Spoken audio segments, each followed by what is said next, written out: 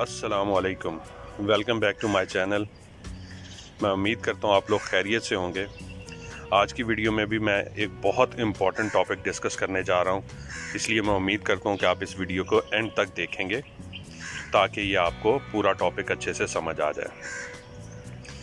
देखिए, अक्सर रोज़ ग्रोअर्स का और बहुत सारे लोग जो पेस्टिसाइड यूज़ करते हैं उनके माइंड में एक क्वेश्चन होता है कि हम डिफरेंट पेस्टिसाइड्स को क्या एक साथ मिक्स करके एक ही स्प्रे टैंक में डाल के हम स्प्रे कर सकते हैं अपने पौधों पे।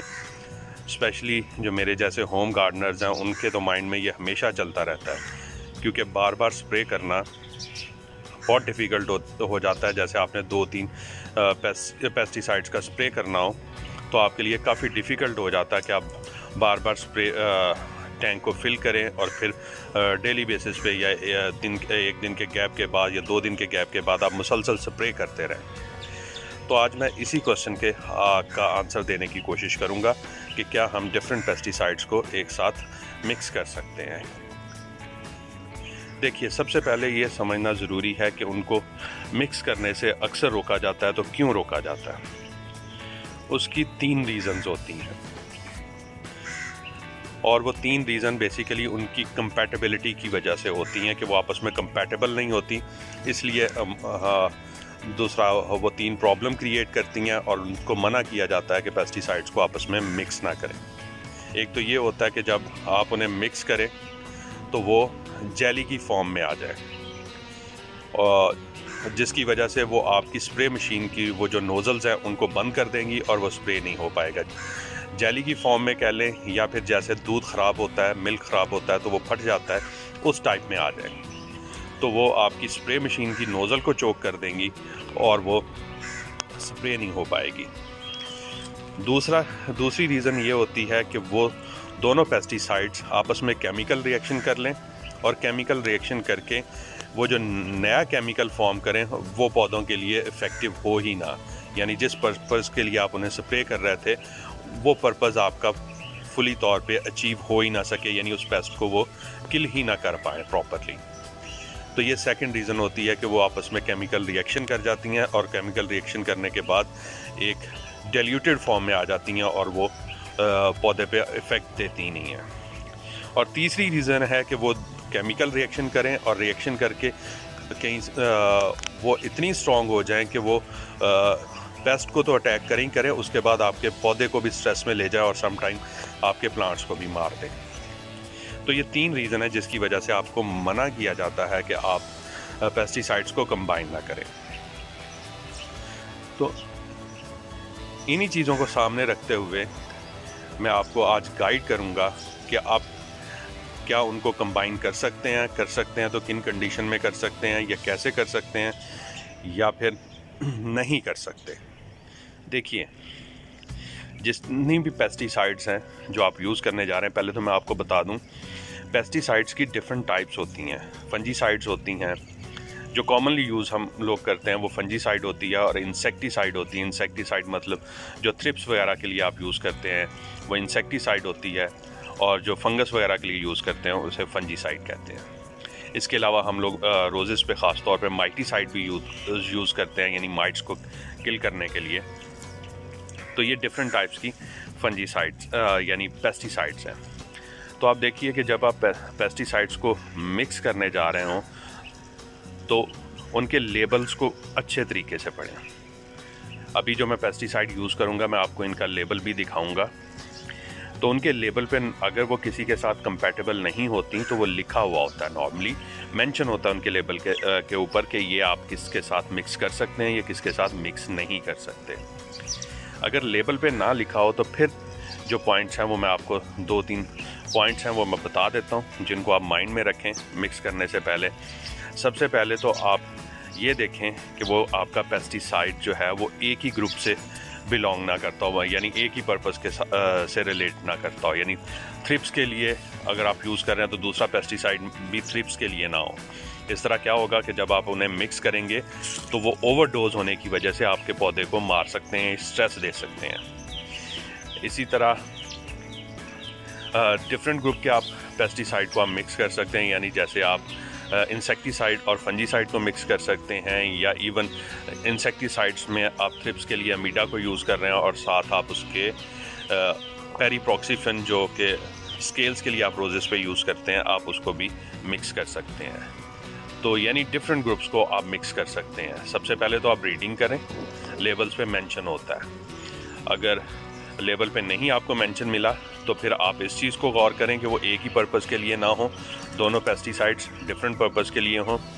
और तीसरा होता है इनका जार टेस्ट। जार टेस्ट मैं इंशाल्लाह अभी आपको बाद में बताता हूँ कि कैसे करते हैं। मैं उससे पहले अपनी पेस्टिसाइड्स आपको दिखा लूँ जो मैं स्प्रे करने जा रहा हूँ, और उन पेस्टिसाइड्स के मैं आपको नेम भी बताता हूँ जो कि अब मैं स्प्रे करने जा रहा हूँ।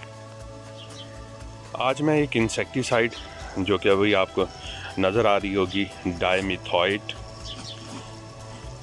ये, और एक फंजीसाइड कैब्रियोटॉप यूज़ करने जा रहा हूँ। अब मैं ये दो क्यों यूज़ करने जा रहा हूँ, ये डायमिथॉइड जो है आप इसको कह सकते हैं ब्रॉड स्पेक्ट्रम इंसेक्टिसाइड है, थ्रिप्स, माइट्स, एफिड्स वगैरह सब पे काम करती है।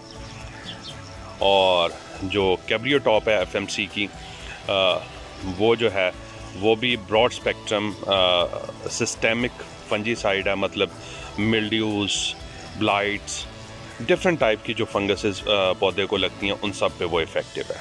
ये दोनों को मैं मिक्स करके स्प्रे करने जा रहा हूँ। अब जो मैं बात कर रहा था कि लेबल को आप पढ़ें, अब जैसे इसके लेबल को आप देखें तो इसमें पहली लाइन ही ये लिखी हुई है इश्तराक के बारे में, मतलब इसकी मिक्सिंग के बारे में उन्होंने बताया हुआ है कि इस जहर को दूसरे जहरों के साथ मिलाकर इस्तेमाल किया जा सकता है बशर्ते कि उनकी असासी नोयत ना होना, यानी वो अल्कलाइन नेचर के ना हो। तो ये जितने भी बाकी आपके वो पेस्टिसाइड्स हैं उन पे लिखा होता है कि वो अल्कलाइन नेचर के हैं कि नहीं हैं। तो ये देखें, इस तरह आप लेबल पढ़ सकते हैं। अब जो मैं फंजीसाइड यूज़ करने जा रहा हूँ उसके लेबल पे खैर कुछ नहीं लिखा हुआ था, तो वो यूज़ हो सकती होगी, या उसका भी मैं आपको जार टेस्ट मैंने किया वो मैं आपको आगे चल के शेयर करता हूँ। तो ये मैं यूज़ करूँगा, इसका मैं लूँगा लिक्विड फॉर्म में है 20 ml फॉर 20 लीटर टैंक के। यही मेरी स्प्रे मशीन आ गई हुई है, इस टैंक में 20 लीटर पानी डलता है, तो ये मैं 20 ml ये लूँगा। तो मैंने क्या कहते हैं इसको हाफ फिल कर लिया हुआ। जो रूल होता है स्प्रे मशीन को, स्प्रे को तैयार करने का, कि आप अपने टैंक को हाफ फिल कर लें, उसके बाद आप इसमें पेस्टिसाइड्स मिक्स करेंगे। तो चलिए अब आपको मैं फंजीसाइड भी अपनी दिखाता हूँ। ये कैब्रियोटॉप फंजीसाइड है, मैंने इसमें निकाली हुई है टाइट जार में। तो ये मेरी वेइंग मशीन है, उसको मैंने ऑन कर लिया, 0 हो गया। ये 1 ग्राम पर लीटर के हिसाब से मैं लूँगा 20 ग्राम, क्योंकि मैं 20 लीटर का सॉल्यूशन प्रिपेयर करने जा रहा हूँ।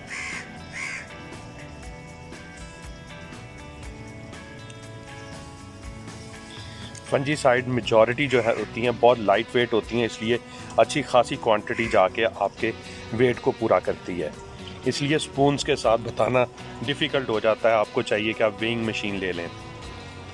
अब जिस स्पून के साथ हम नॉर्मली अगर फर्टिलाइज़र यूज़ कर रहे हो तो वो एक स्पून अगर आपका 10 ग्राम के करीब या 5 ग्राम के करीब आता है, तो ये उस स्पून में 2 ग्राम तक आती है, क्योंकि इसका वेट बहुत कम होता है। अब ये देखें,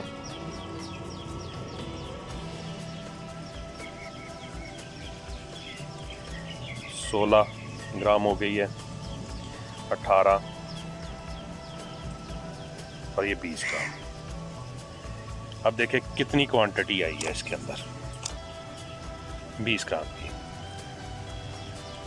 तो उसी तरह मैंने ऑलमोस्ट 1 लीटर पानी ले लिया हुआ अपने उसी मग में। ये इसको पहले उसमें मिक्स करूँगा, फिर 20 ml पेस्टिसाइड लूँगा, मतलब वो इंसेक्टिसाइड जो डायमिथॉइड है वो लूँगा, और फिर उसे स्प्रे मशीन में डालूँगा। ये मैंने मेजरिंग कप में 20 ml ले लिया हुआ है इसका। तो अब इसे मैं स्प्रे मशीन में डाल देता हूँ, और ये मैंने इसको डाल दिया। अब इसको पानी से फिल कर लूँगा, और इसी तरह वो फंजीसाइड जो मैंने पानी में डिज़ोल्व की है उसको अच्छी तरह मिक्स करके वो भी इसमें डाल दूँगा। तो अब यहाँ मैं चलते चलते आपको कुछ बता दूँ कि जिन फंजीसाइड्स को या पेस्टिसाइड्स को आपस में मिक्स ना करें तो आपके लिए बहुत अच्छा होगा। एक तो ओबेरॉन को किसी के साथ मिक्स करके मत स्प्रे करें। फिर फंजीसाइड पहले तो मैं एडवाइस करता हूँ कि ये आप स्प्रे करें ही ना, कॉपर ऑक्सीक्लोराइड, ठीक है। अगर कर भी रहे हैं तो आप इसको किसी भी और फंजीसाइड के साथ या पेस्टिसाइड के साथ मिला के स्प्रे ना करें। इसी तरह सिजेंटा की एक स्कोर आती है, बहुत स्ट्रॉन्ग फंजीसाइड है, आप मुझे उसका केमिकल नेम मेरे ज़हन में नहीं है, बट उसको भी किसी के साथ मिला के मत स्प्रे करें, क्योंकि अगर आप उसे किसी के साथ मिलाएंगे तो वो पौधों को स्ट्रेस देंगी। स्पेशली कॉपर ऑक्सीक्लोराइड तो खुद इटसेल्फ बहुत स्ट्रेस देती है पौधे को, इसलिए मैं अवॉइड करवाता हूँ कि उसको स्प्रे मत करें आप लोग। और इसी तरह अगर वो स्कोर को आप यूज़ करेंगे सिजेंटा की, वो भी बहुत स्ट्रॉन्ग फंजीसाइड है, वो भी अगर आप किसी के साथ मिलाएंगे तो पौधे में प्रॉब्लम करेगी। ये स्प्रे मैंने रेडी कर लिया, तो अब मैं स्प्रे स्टार्ट करने जा रहा हूँ। स्प्रे का बेस्ट टाइम शाम 6 बजे है, यानी या अर्ली मॉर्निंग करें, सुबह 7 बजे से पहले या शाम 6 बजे, लेकिन बेस्ट टाइम शाम 6 बजे के बाद है, उस वक्त स्प्रे करें। तो अब मैं यहाँ आपको बता दूँ कंपैटिबिलिटी का टेस्ट। तो उसके लिए आपको क्या करना होता है, आप एक शीशे के गिलास में पानी लें, पानी लेके इक्वल क्वांटिटी में तकरीबन 2 ग्राम एक पेस्टिसाइड, अगर वो सॉलिड फॉर्म में है तो ग्राम में, अगर लिक्विड फॉर्म में है तो ml में, 2 ml या 2 ग्राम लेके उन दोनों पेस्टिसाइड्स को उसमें मिक्स कर दें। अच्छी तरह मिक्स करते हुए आप उसका कलर नोट करें और उसको टच करके देख लें उसकी जो ग्लास का है वो टेम्परेचर क्या है, और फिर उसे 15 to 30 मिनट्स पड़ा रहने दें। और 15 to 30 मिनट्स के बाद आप उसको दोबारा से टच करें और कलर नोट करें। अगर तो सरफेस वार्म हो गई है, यानी वो ग्लास आपको गर्म लग रहा है या कलर चेंज हो गया, तो इसका मतलब है उनमें केमिकल रिएक्शन हो गया हुआ है, तो फिर आप उनको नहीं यूज़ कर सकते। या फिर वो जेली की फॉर्म में आ गए, यानी गाढ़ा हो गया है, या फिर जैसे दूध फट जाता है वैसे उसकी शक्ल हो गई है, तो तब भी वो कंपैटिबल नहीं है, आप उन्हें एक ही स्प्रे में यूज़ नहीं कर सकते, यानी एक ही टैंक में मिक्स नहीं कर सकते। तो ये ज़हन में आपने ख्याल रखना है। स्प्रे उसी तरह थॉरोली करना, ऊपर से नीचे पौधों को अच्छी तरह नहलाना है। देखिए, शाम को स्प्रे करने का इसलिए कहा जाता है और सुबह मना किया जाता है, एक तो पॉलिनेटर्स को प्रोटेक्ट करना होता है। पॉलिनेटर्स डे टाइम में आते हैं, अगर आपने स्प्रे किया होगा तो वो भी इस स्प्रे से इफ़ेक्ट होंगे।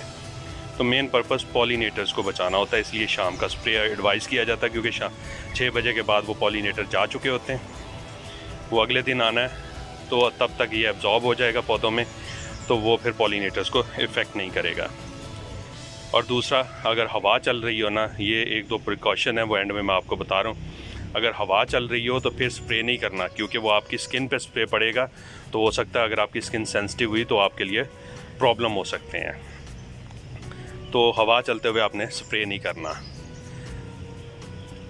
और इन दिनों ये ज़हन में रखिएगा, रोज़ेस पे काफ़ी बीमारियां आती हैं, क्योंकि मौसम गर्म होने जा रहा होता है, तो सर्दी से गर्मी की तरफ जा रहे होते हैं, तो पेस्ट बहुत अटैक करते हैं। तो इसलिए रेगुलर बेसिस पे आप इस स्प्रे को करते रहें। इन स्प्रे का जो इफ़ेक्टिव टाइम है वो 14 डेज़ होता है, लेकिन आप 10 दिन के बाद, या मैं जैसे रिपीट करता हूँ कि 7 दिन के बाद मैं लाजमी किसी ना किसी पेस्टिसाइड का स्प्रे कर देता हूँ, चाहे वो इंसेक्टिसाइड हो या फंजीसाइड हो। और कभी मैं इन दोनों को मिला के जैसे आज किया है तो इस तरह स्प्रे कर देता हूँ। तो ये लाजमी आप करते रहें। तो उम्मीद है ये आज की वीडियो आपके लिए काफ़ी यूज़फुल होगी और समझ भी आ गई होगी। अगर फिर भी आपके कोई क्वेश्चन हो तो आप कमेंट्स में पूछा करें, और वीडियो अगर पसंद आए तो लाइक लाजमी कर दिया करें, और मुझे दुआओं में लाजमी याद रखें। इंशाल्लाह बहुत जल्द एक और इन्फॉर्मेटिव वीडियो के साथ हाज़िर होऊंगा। अब तब तक के लिए मुझे इजाज़त दें। अल्लाह हाफ़िज़।